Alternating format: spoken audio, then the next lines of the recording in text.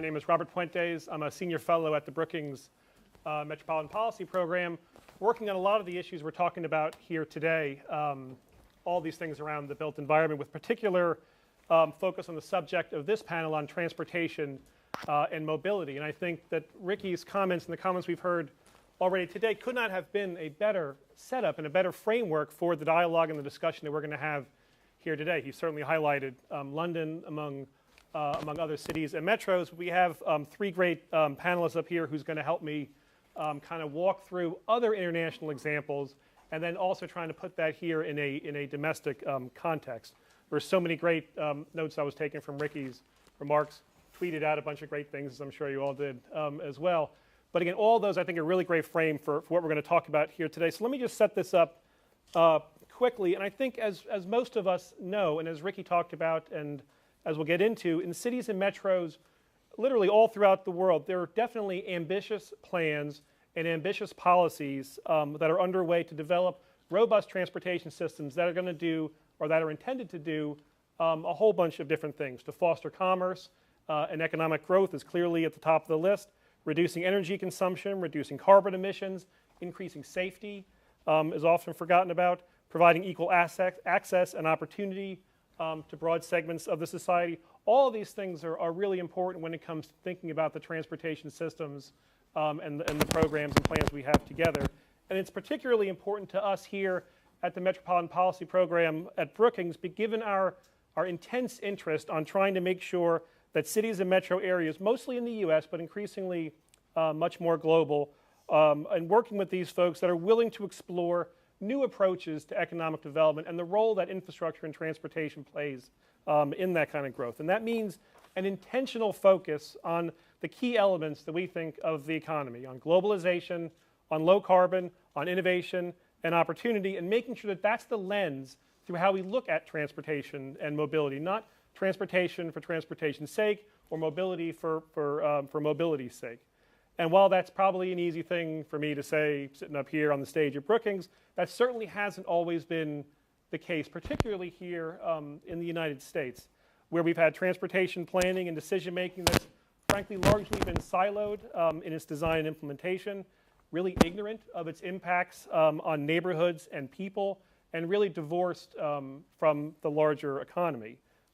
Indeed, I think one could argue that all this investment really undermined the economy in some ways rather than supported the economy when not done correctly. So while I do think a lot of that is actually starting to change in the United States, we have tremendous examples all over the place. You mentioned Washington. I think Washington Metro is a great example of where we see that starting to change. But I think that's why this panel is so important, because as we look at global metros, we do see exciting things that are happening literally all across the planet that contribute to mobility within the context of a sustainable urban economy. So Copenhagen, for example, is widely recognized as one of the most livable cities in the world, due in part to its transportation policies focused on the human scale. We'll talk about that in a minute. And that focus has given rise to a microeconomy of firms and services that are dedicated to sustainable transportation. So getting at the economy in lots of different ways. Hong Kong is one of the most densely populated places in the world, is able to take advantage of that density for things like astoundingly fast and cheap broadband access, but it also means a different type of transportation system to keep people moving, to keep them circulating, and to keep that economy humming. And in the US, Portland, Oregon has a well-earned reputation for all kinds of startup companies.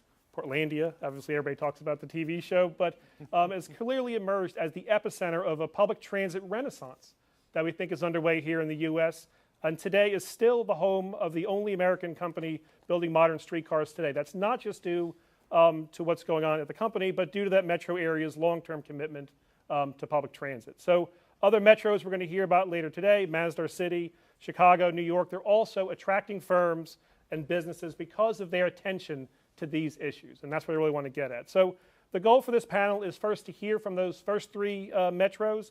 They're going to help us understand how these places have become successful models for sustainable transportation and economic transformation, and then what lessons we can take, particularly for US metros here in this country.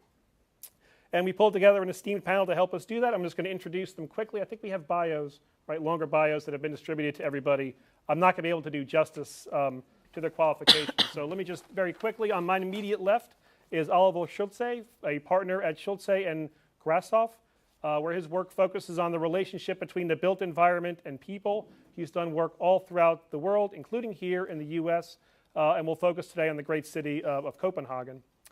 Next to Oliver is Chandra Brown, a VP at Oregon Ironworks and the CEO of United Streetcar in Portland, where I should point out is not just putting together kits of streetcars, but actually really building and manufacturing these things, bending steel, doing things that I can't even imagine what they're doing. And at the far end is Jonathan Solomon, the Associate Dean at the School of Architecture in Syracuse, at Syracuse University in New York.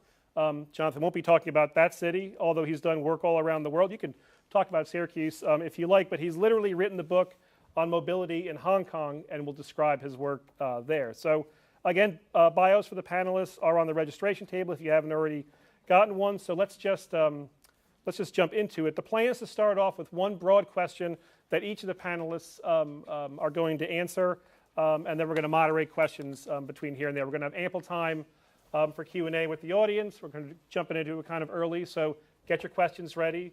Don't be shy. Try to keep away from speechifying, which is exactly what I've been doing up here so far.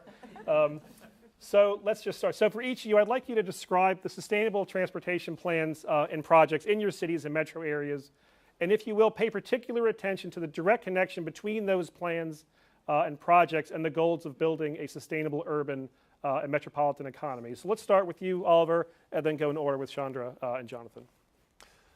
Thank you very much, Rob. I hope you can hear me. My name is Oliver Schulze, and I live and work in the city of Copenhagen in Denmark. You could call it a micro metropolis. We're not as big as many of the metropolitan areas in the United States.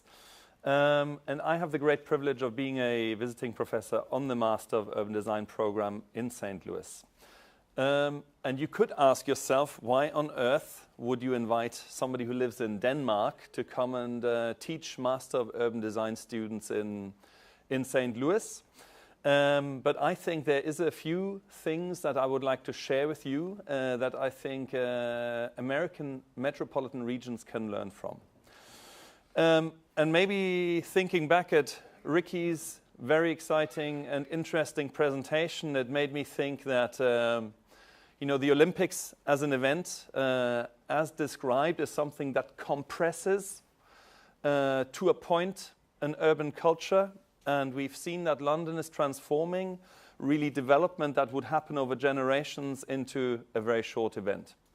So one of the conclusions, I think, should be that Olympics, of course, should happen every year in the future. Olympics are needed in every city.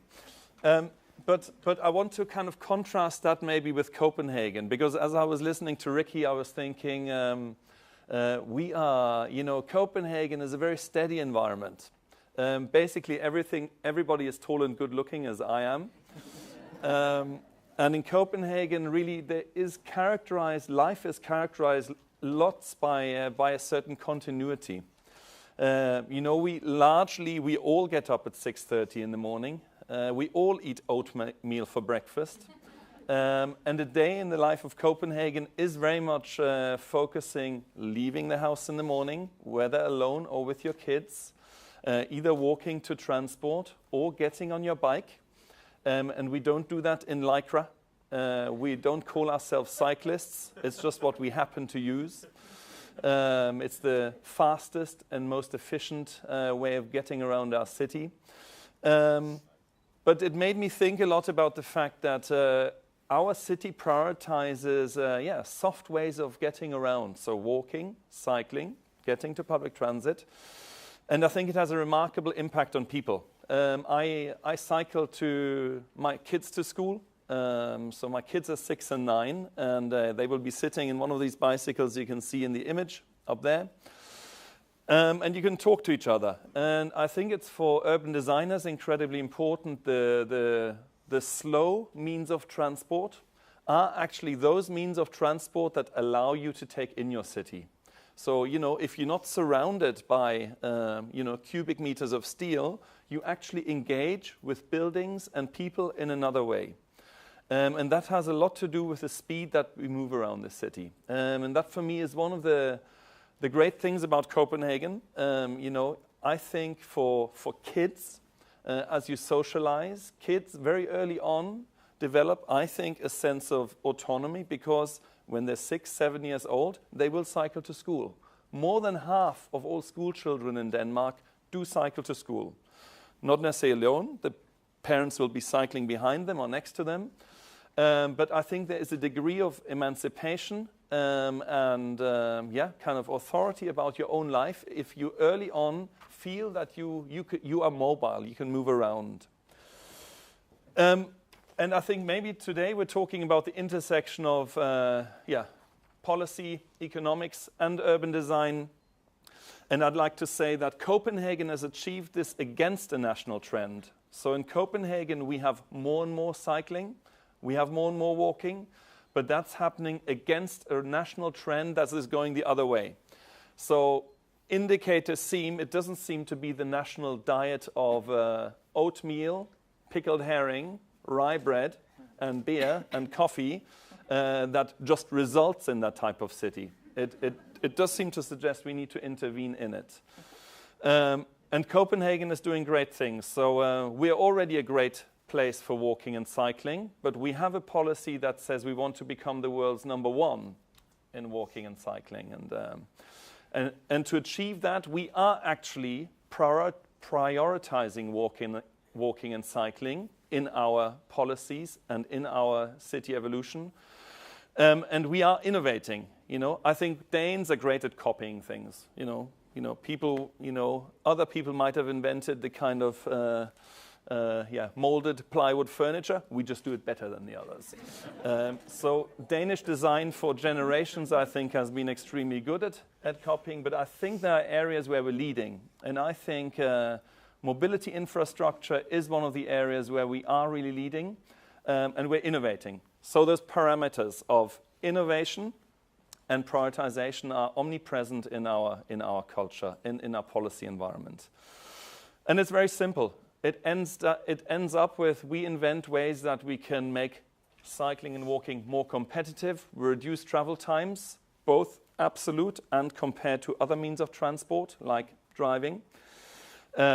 We make it more comfortable by getting better and better at design. Our mobility infrastructure is actually fantastically well designed. And we increase people's sense of security. So apart from the comfort, we also make people feel that it is safer. And I think it can result in an amazing result that, yes, it works great for us in Copenhagen, where we're more or less a homogeneous society that is slowly transforming, but largely we're all the same. But I do think, and that's the reason why I also like teaching in the United States, I do think North American metropolitan regions can learn a lot. And whilst you can't overnight just recreate the systems that we have, I think we can actually lay the seeds for a future where other lifestyle opportunities are possible. And that for me would be a great way. We don't have to get everybody on bikes immediately. You maybe won't have 1 in 3 people on a home-to-work journey being on a bike in 10 years' time, but maybe you can reduce the number of trips that people have to do to turn on the SUV. That would already be a great start. Good morning, everyone. So my name is Chandra Brown, and I do run United Streetcar, builder of modern streetcars, headquartered right outside Portland, Oregon. I also am a vice president at Oregon Iron Works, and we build boats, bridges, ships. So I have the honor up here, I think, of the entire day of being the only manufacturer. So I'm going to talk about building stuff and put it somewhat in the context of Portland. As many of you know, Portland, we like to call ourselves the European capital of the United States.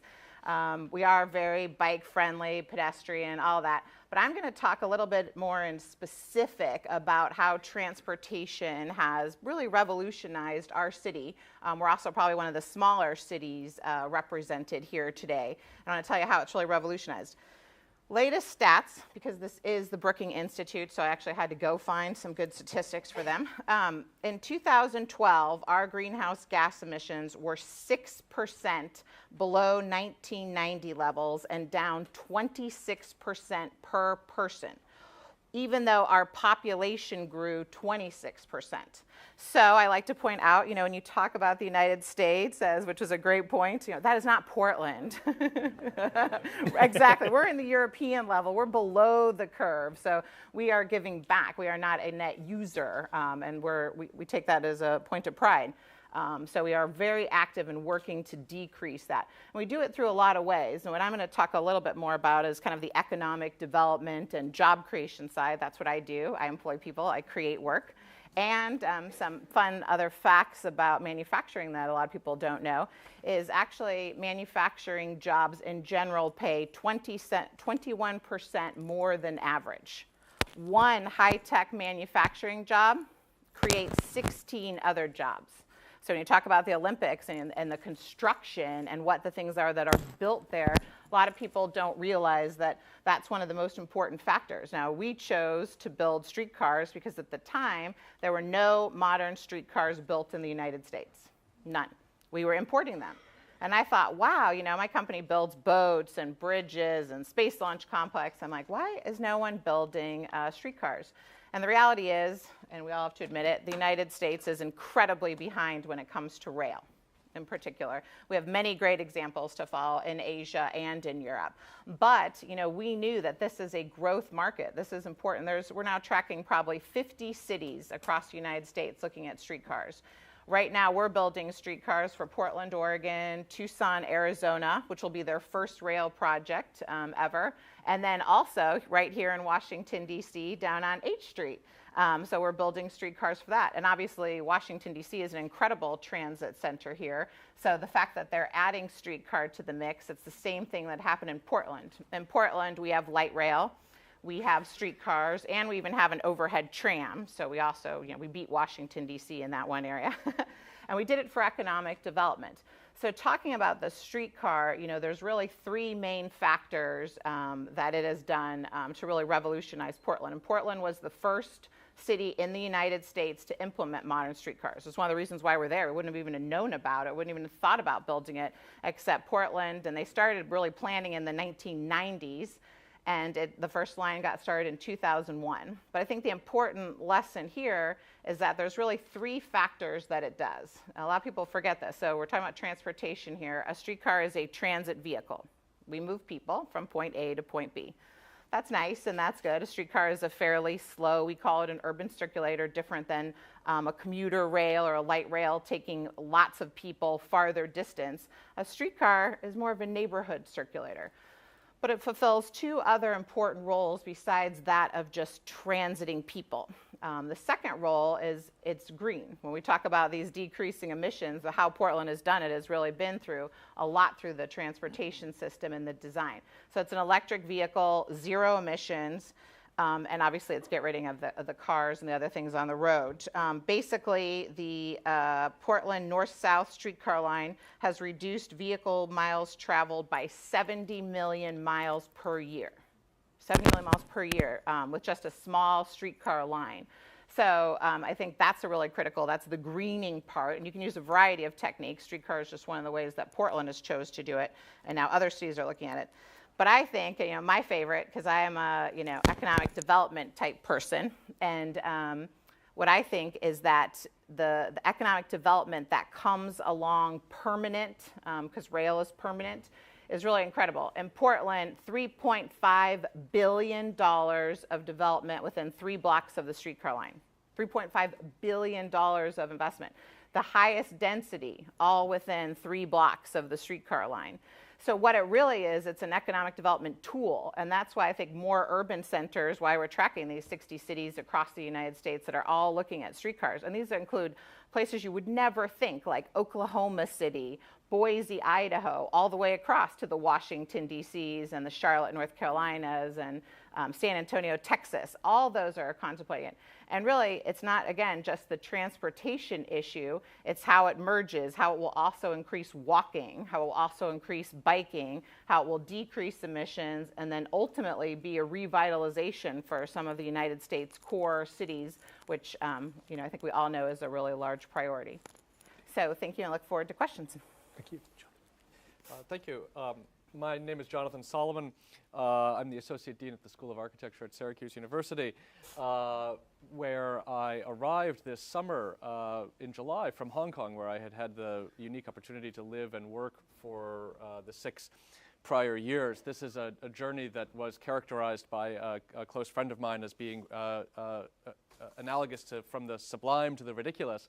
But in any event, one could not perhaps conceive of 2 more distant places in climate and in culture than Hong Kong and Syracuse.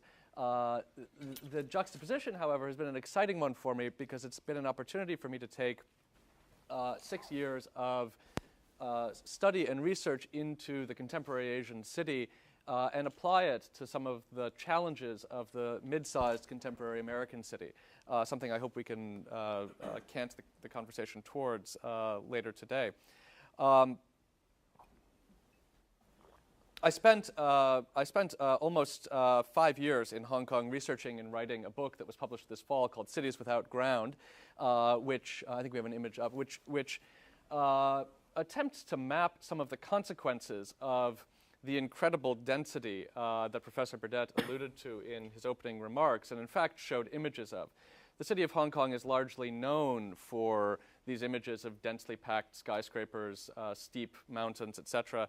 And what we attempted to do, myself and 2 co-authors, Adam Frampton and Clara Wong, in this study, was to map and illustrate a less visible, but in our opinion, a more fundamentally transformative result of that density than the skyscraper, which is the kind of thick mat of publicly accessible program that occurs at the base of all of that density. Hong Kong is incredibly dense.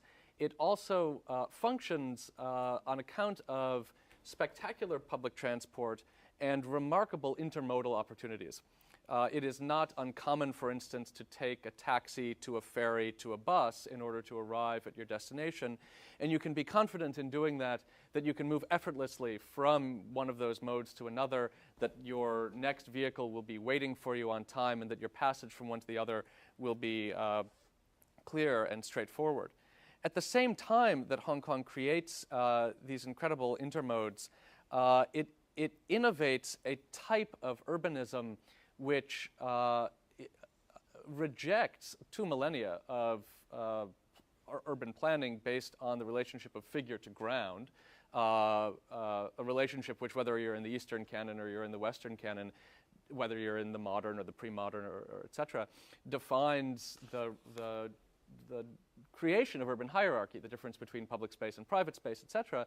Hong Kong, because of this incredible density, does away with ground as both a physical and a cultural concept, and instead produces continually ramifying urban figures, packed so tightly together that you simply move from one to the next in a spatial network, but without that kind of visual hierarchy based on the relationship of a figure to a ground.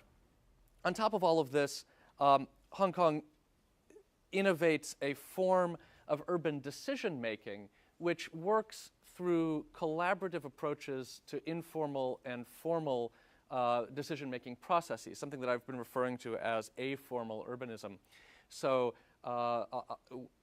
where you have, for instance, the informal city, the informal settlements, let's say, typically something generated from the bottom up by less empowered actors, usually in an extra-legal, if not wholly illegal, manner, and usually producing virtually illegible results when looked at in plan or in traditional diagramming methods.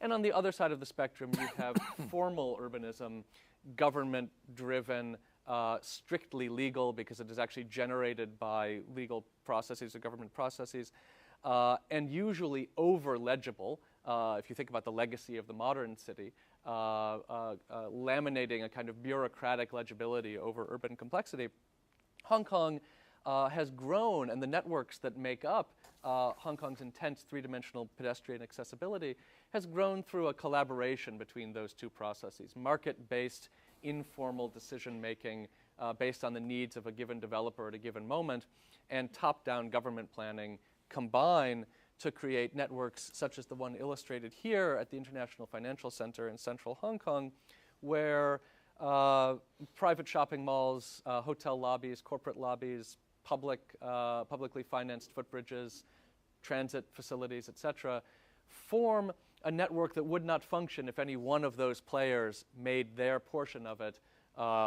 inaccessible, but is the result, is not wholly the result of any of them. Finally, Hong Kong innovates a relationship between pedestrian transit, pedestrian movement in three dimensions through public and private space, and the notion of the public realm. So Hong Kong is often presented as being a city without public space because it is virtually without formally understood public spaces as we would view them in the Western canon: streets, squares, plazas, parks. They're few and far between. In fact, when studied more closely, public activities bleed continuously through this ambiguous network of both publicly and privately owned and operated spaces. So you get, for instance, in New York, you get movements like Occupy Wall Street occurring in parks adjacent to the financial district. In Hong Kong, Occupy Hong Kong, which was a very long-running, ran for almost 1 year, occurring, literally overlapping with the space of global financial capital. It was an encampment in the atrium under the famous Norman Foster HSBC main building. Political protests occur on footbridges. Art exhibitions occur in shopping malls. The list goes on. Hong Kong, if nothing else, exhibits the possibility that public space, functional public space in the city, does not need to look like a square, a street, a courtyard, etc., a park, in order to operate like one. Thank you. Thank you. That's very interesting. I'm trying to write these, making mincemeat of my notes. And I have a 1,000 questions. I'm very impressionable, so I'm going to start with you, Jonathan, on just that last one. I'm struck by this point on the motivation for the different transportation elements in each of these individual places. And you talked about the motivation for what's going on in Copenhagen, and you said that, the reason we're biking is not for any kind of other reason other than that's how you just kind of get around. And I suspect it's the same kind of thing in Hong Kong. It's a very dense city. If you're going to try to get from point A to point B, this may be just the easiest kind of way to get there. Is that just the motivation in these places? This is just a rational way to kind of get from one place to another, or is there something deeper? Is it carbon in Europe? Is it the economy in Hong Kong? Is there something deeper than that, do you think? Well, I think no. Actually, surveys show that the choice of the transport mode bicycle is done because it's fast, efficient, and cheap. I think people enjoy the side benefits of it. That, yeah, you live longer and you're healthier, but those are not the reasons why you would choose to get on your bike in the morning. So I think it is very much, it is the cheapest, fastest, most convenient way of getting around from point A to point B in an efficient way. So that's really what's driving that. But of course, at a city level, if a city is committed to becoming carbon neutral, then it's a good start to get as many people onto modes of transport that don't produce global warming. So I think there's a whole range of side effects. So in Copenhagen, cycling is a political tool, and it's a political tool that is used to achieve bigger goals, bigger policy goals. So the bigger policy goals in Copenhagen are a carbon neutral city by 2025 and a healthier city. So and the bicycle is one political tool to kind of achieve that mission, and the great starting position that Copenhagen has is that even before those political goals were identified, before people really knew what carbon dioxide really is, the bicycle was already kind of well on the way to becoming a main mode of transport. So today, our question is not how do we start from scratch. We're already very good at being a walking and cycling environment, and how do we become even better than that? That is, of course, one of the not quick wins, that would be unfair to say, but it's one of the easy targets. And I think that's a great lesson for the U.S. And I think as we're trying to create some of these different modes, it has to be framed as a convenient kind of tool. I think that's the motivation that you'll get from Americans here. John, do you have in Hong Kong, do you have a similar? Oh, I would absolutely echo it. I think to the extent that Hong Kong is a model for urban sustainability, it is one by happenstance only, certainly not by government policy. Although, to be fair, I think Hong Kong is becoming much more environmentally conscious as a city, as a government, as a population, largely on account of deteriorating air quality over the past decade. But if Hong Kongers can pride themselves on one thing about their city, it's urban convenience. And this is a major issue in a city which is so transaction-based. I have a colleague and friend from Los Angeles who said that he was amazed that in Hong Kong he could have 7 meetings in a day, as opposed to in Los Angeles where at a maximum he could have 3, just because of the time that it takes to get from one location to another. Hong Kong is very dense. The geography is tortuous. There is a 100% tax on new automobile purchases. Driving in Hong Kong is, there's really no reason to do it unless you have 3 children and you need to move them from home to school, etc. Taxis are very convenient. Buses are very convenient. In fact, these things start to feed back on one another. Buses are incredibly convenient in Hong Kong, in large part because the population demands this convenience and because there are overlapping and competing bus companies. This results in an overcapacity in bus transit and what we refer to as the bus wall. So the buses will simply line up, belching emissions, as it were, and they're not at capacity. On the other hand, you can always count on one being there. Mm-hmm. And for the U.S., I mean, obviously, even in a place like Portland, where transit very rich, high transit ridership, a high percent of people taking transit to work and different modes, the motivation in a place like that may be a little bit different. And I want to ask you something else too on that. I wish we could say it was happenstance. In some ways, that sounds like a lot nicer, but that isn't how it works in general in the United States. If you want to affect change, it is going to be it will need to be done through policy and changes. So as was mentioned before, we have an urban growth boundary. One of the only cities in the United States to do that. Very revolutionary. That's a law that passed. Our streetcar plan is a 20-year plan, already planned out for another, let's say, roughly 40 miles of streetcar system, still planned.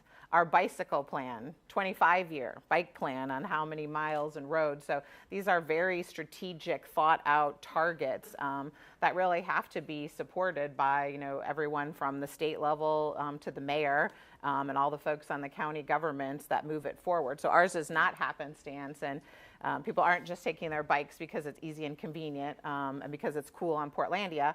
There actually is a lot of kind of policy, and we try to be the research-driven leader in terms of innovation, especially for the United States, because we do know we're behind in a lot of these areas. So our stuff is all planned. I just want to clarify, Hong Kong is not entirely accidental.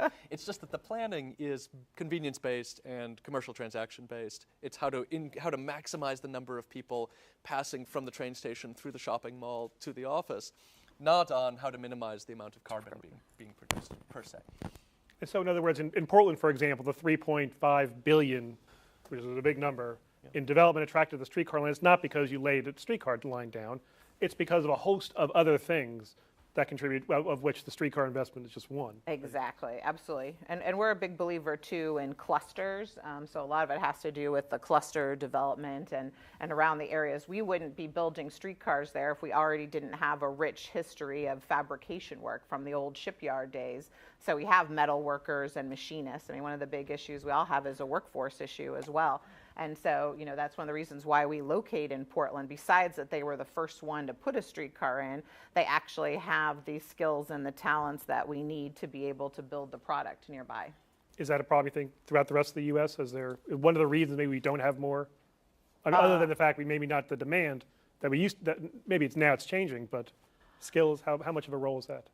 Yeah, skills are a huge role, and it's really interesting in the United States because we look a lot, again, to our European Asian friends where, fabrication and building is considered still a very honorable tradition. And in the United States, that kind of fell away. Manufacturing was decreasing for a while, and as most people know, it is back up on the rise, and a lot of that has to do with STEM and obviously the investing in education, engineering, the skill sets, the machinists, the laborers that are building these products. So I do think it's a big issue in the United States is just starting to repay attention to the good work that's been done, for example, overseas, whether it be Germany or Copenhagen, where they've mirrored skill sets with the actual workforce. It's something that the United States hasn't done quite as well on a global scale. Interesting. And that's from a manufacturing perspective, but I'm interested in Copenhagen, or Copenhagen, you keep saying it. I keep trying to say it in the European way.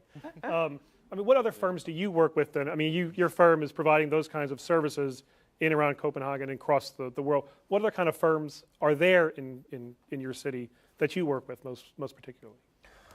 Well, I think, there's I think there is basically, I think the main lesson for me is that, policy in Copenhagen is matched by an urban culture that has evolved over a long, long time. So we find ourselves today with a geographic region that is fairly compact. The homes and workplaces that we're trying to serve are actually in a place that is fairly dense. So we're not finding ourselves in the situation of Jonathan's friend who lives in LA and cannot have more than 3 meetings a day because there is huge metropolitan regions to span. So for me, one of the key lessons one of the key challenges, I think, for transportation in our time here today is that in the North American metropolis, there are entirely different scales of operation to tackle. You find yourself with a different kind of physical city structure. But I think that still allows an opportunity to, that then means that the streetcar and the bicycle and walking, how those systems meet becomes disproportionately more relevant because all our journeys will be done on the same mode of transport from beginning to end. But that obviously is different in the North American metropolitan region. But that was sidestepping the question. I guess there is, there's a range of firms in Copenhagen that small, but also the larger engineering companies are very well versed with all of those aspects. But I think it is very similar to other professional environments in the world as well. So we benefit, our company and the companies that we compete with or are friends with, we benefit from a gift that we've been given as a result of an urban evolution over a long period of time. And we capitalize on that with varying degrees of self-promotion, I would say. So, no, that makes perfect sense. I mean, given then your perspective, you're in St. Louis, spending a lot of time at WashU. Mm-hmm. What lessons do you think that, I mean, understanding the scale and the size is different. Yeah. I mean, are there key lessons that you find in Copenhagen or elsewhere that you think are maybe more transferable for the United States? Definitely. I mean, I've worked with, and I am working with bicycle infrastructure in Los Angeles. I've had the benefit of doing that in San Francisco. I've learned a little bit about that in New York City. And I think maybe you can't overnight just kind of create the perfect bicycle system. Maybe you won't, wherever you live, the first thing you'll encounter when you hit the street will be a safe cycle track. But you have other problems. So the project that I'm working on in Los Angeles is trying to connect downtown Los Angeles with South Los Angeles, passing through the Figueroa corridor along the USC campus. And the USC campus, for example, has 16,000 bicycles. The bicycle density on the USC campus is higher than Copenhagen. So you don't have to be a rocket scientist to work out that if you want to connect 16,000 bicycles on a campus with students and faculty with downtown Los Angeles where a lot of these people live, You just need to provide the right infrastructure, and you'll have your first constituent user group that will actually take to the system. And the same system of bicycle infrastructure will actually enable people in South Los Angeles to get on a 20-minute cycle ride to a lot of jobs in downtown Los Angeles. So I think you have issues of polarization and a heterogeneous society that works in a very different way. But this infrastructure, I think, could help tackle some of the problems that you have, even though it might only be, serving a kind of a limited segment of the metropolitan region in the first phases. And based on your comments and Chandra, what you were talking about, I mean, it does seem the intentionality seems to be policy driven, right? I mean, it's kind of setting up kind of public policies, public investments to kind of get these things moving. And Jonathan, I was struck by your kind of comment that this is not happening maybe intentionally in the same way. Are these then private sector driven initiatives to keep people circulating throughout the city, or is it? I mean, is the government having a role there in this? Absolutely, I would describe them as collaborative. There are only 2 urban transit companies worldwide that turn an annual profit. They're in Tokyo and they're in Hong Kong. And the MTR Corporation in Hong Kong, the equivalent of the MTA or Metro, the subway company, turns a profit because of the development of land above its stations on a very specific model, which feeds people out of the train through retail opportunities at the highest end and at middle and low ends, depending on where you are in the city, and then out into other modes of transportation or even direct pedestrian links into workplaces and residential areas. So and at the same time, the government via the Highways Department is engaged in the kind of filling out of this network, the construction of footbridges, tunnels, et cetera, to connect pedestrians who are using the transit system to either places of work or other forms of movement. This is even true at the level of, I shouldn't say but intra-national movement. So you can take the ferry from Macau, pass through the border, get on a train, get on a ferry, get on a tram or a bus, all through the kind of dispersive medium of a double atrium shopping mall in something called Shuntak Center in Hong Kong. So this is a model which is very much reliant on private investment, and its origins were actually in private developers seeking to connect disparate properties in order to increase pedestrian traffic and increase profitability of second-level shopping arcades. But it's certainly, at this point, a government planning policy. So if you look at new town development in Hong Kong, or even the development of new areas in the city center, you see this model of what's referred to as the podium shopping mall above the rail station with towers above the podium, and then with footbridge connections or tunnel connections out to either other podiums or to surrounding areas of older urban fabric. You see that model proliferating now quite widely. So I'm going to go to the audience in just a second. I have one more question for Chandra before we do that. And I've focused and been preoccupied on the international lessons, importing those back here to the U.S. I mean, you have kind of a global kind of at least perspective. I mean, do you see things that are happening internationally that you would like to that you think would matter for the U.S.? Maybe it's with the other manufacturing firms. I mean, are there lessons that you would bring back to your firm from around the world? Yeah, there are a lot of lessons, and I guess, again, talking about the people side, one of the ones I see the most is the engagement and the community engagement that's done at levels. And obviously the United States is such a diverse and huge country that makes it more difficult. But when I see, the kind of political and really the people will from a lot of these international cities I visit, the United States, that's what it's going to take to get it done. I mean, Portland's got things done because they really do have a populace that's behind that and believes in it. But that's a difficult thing. So as we sell streetcar systems, for example, across the United States, not everyone is a true believer to start out. And so a lot of the lessons that we take back, we're like, look, here's proof that it's been done successfully. Take the lessons learned, take the data and the statistics, from these countries that have been around many hundreds of decades and stuff before we were even formed, take those lessons and bring them back to our communities in the United States and use that to push our policy forward and become more innovative. Again, we want to become a better borrower of technologies that have already existed for a very long time.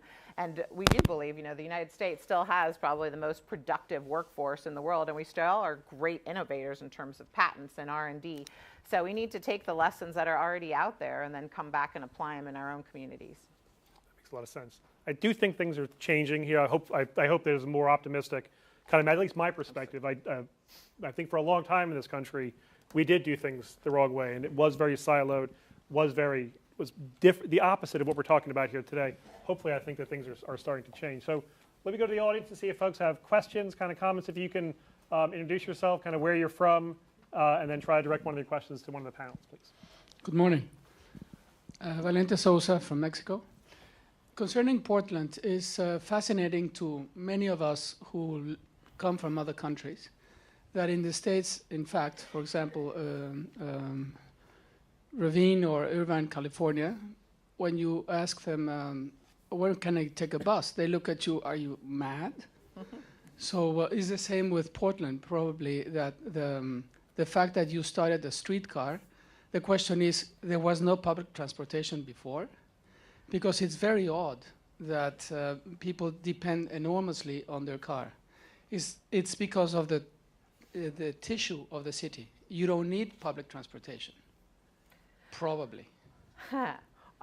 So the streetcar was not the first public transportation in Portland. So they already had a history starting with light rail back in the 1990s and moving that forward. But even again, that's still very recent for terms when you talk about folks in other countries. So I would say, biking was always kind of a big culture there. We have one of the highest biking percentages, again, in the United States. So the biking, the pedestrian, and then this urban growth boundary, again, which is about 20 years old, all those kind of policies pushed people towards taking public transit. And it is really easy. So I have to say our light rail system is fantastic. One of the few cities, again, which is rare sometimes in the United States, where you can go right from the airport to your hotel downtown. And then what we did, so that's the connector to all the suburbs and major hubs. The streetcar, as I said, is the urban circulator. So what was great about it is people that had never taken public transit before, and this isn't just tourists, this is folks within the city who want to, let's say, bar hop. We have the highest percentage of microbrews per capita, little known fact, and a lot of distilleries.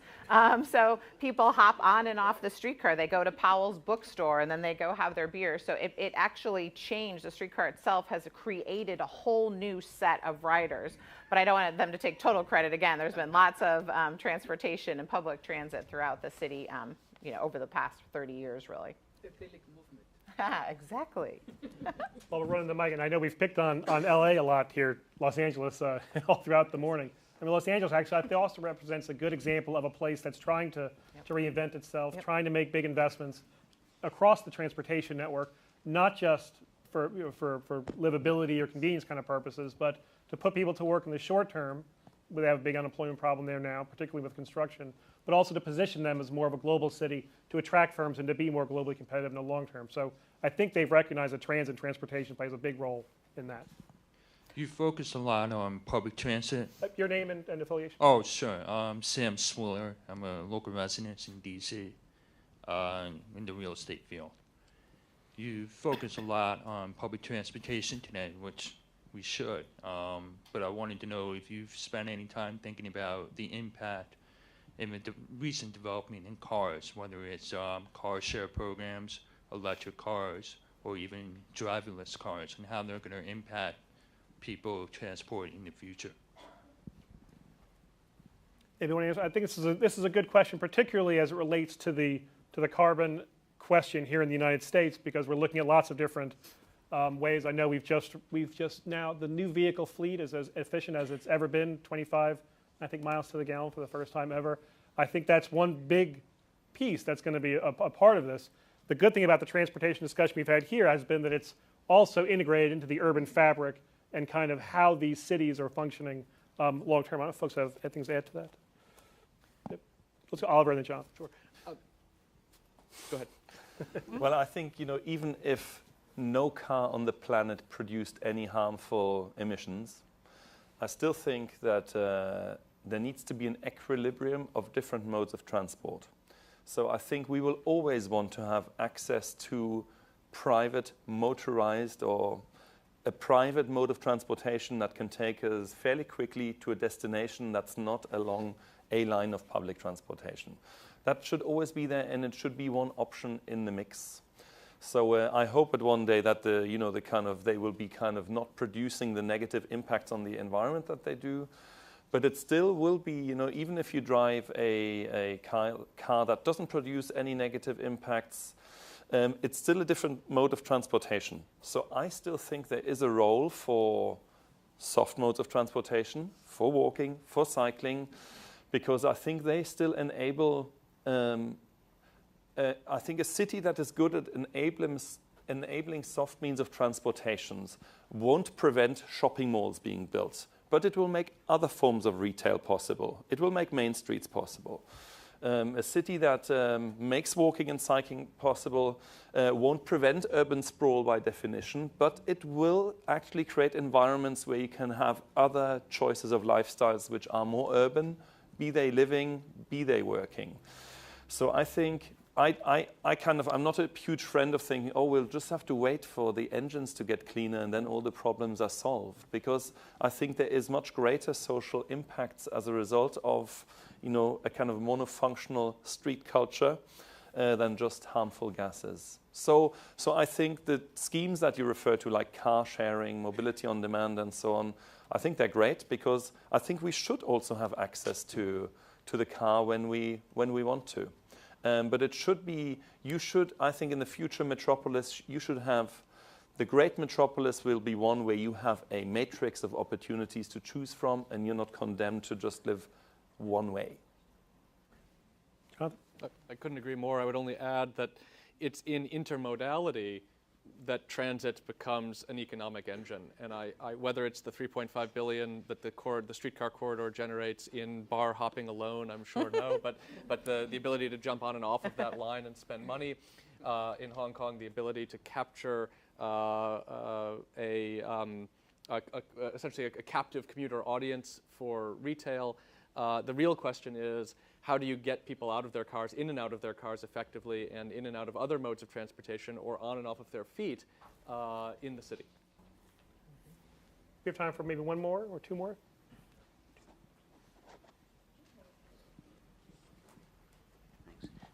Randy Miller, a businessman from Portland. As Chandra has indicated, we sort of have an ethos in Portland around sustainability and alternative transportation. And to improve sort of our understanding of how it works in Europe in particular, we undertook a best practices trip to Scandinavia a couple of years ago, led by Patricia Chase, who's in this room somewhere. And one thing that really surprised us, what we heard over and over again in various parts of Scandinavia, was that as the community became more affluent, that more and more people were demanding what we have here in the U.S., larger lots, bigger houses, and suburban locations, which put more demands on highways and also for infrastructure, which is sort of the antithesis of what you described. Do you agree with that characterization, and how do you see that playing out? But there's basic statistics, and that is one of the big paradoxes of our planning culture in our times, is that as our standard of living increases, our personal space standards rise. So even if we build very dense, I don't know about London and the Olympic site, but if in Scandinavia, every single person will have 60 square meters of living space surrounding them. I'm sure you have more in the States, I guess. But 60 square meters is already an increase by a factor of 6 if you compare it to 100 years ago when we all had 10 square meters of space. So 10 square meters is 100 square feet, 60 square meters is 600 square feet. So yes, that is one of the big paradoxes of our time, that as we build more dense, we're building more and more bricks and mortar, but there's not necessarily more and more people in that. Comparatively, our built envelope is getting more and more hollowed out. Less and less people live in it. And that's regardless of whether it's a suburban location or if it's an urban location. The biggest apartments in Copenhagen are right in the city center. So, it seems to be regardless of geographic location, whether it's city center or in the suburbs, we will have a similar amount of personal space. So it's a problem. You know, if you want to create kind of lively city environments that we often talk about, that is one of the challenges. But I think it means, again, that we need to develop new ways of where do we concentrate life? How do we deal with retail environments and public services in a way that we can concentrate life in certain places and accept that others are less animated as urban environments. But I don't think that prevents a sophisticated transportation infrastructure from emerging. I don't think it needs to point towards the future is suburbia. I think those are countering trends, and in Copenhagen we have both the trend that families that have kids want to move out to a place where they have a garden, but at the same time there's other people that choose the opposite vector, that want to move into the city center. So both coexist. And absolutely a big question here for the U.S. going forward. We know this is going to be a major area of focus. And I hate to cut it off. I'm getting the high sign. We have to wrap it up now. I hate to do this because I know there was a lot of more questions. We're going to continue this conversation also with all the other panelists at the end of the event. We're going to have a reception where we're going to kind of rehash some of these main themes. Just to kind of touch on a couple of these already. This whole thing on urban convenience, you know, maybe it's going to be a car in some places, maybe it's going to be a bike, you know, maybe it's not. Just the role of transportation as it connects to people's lives, I thought was really important. The role of public policy and how all that intersects with the private sector, and how that it maybe be different in the U.S. and Europe as it is in Hong Kong. All this around intentionality and the motivation then for why we're putting these things together in the first place. I love this thought on the gift you've been given as your firm, and just what we're seeing is, you know, building these creative, quality, livable places actually has some direct economic benefit for firms and services. Maybe some bit about the differences within places. Some cities may be outliers compared to the rest of their countries. And I love the idea of a 3-meeting limit every single day, and this brewery tour that we talked about already. I think that's something we should be doing. So please join me. Thank the panelists.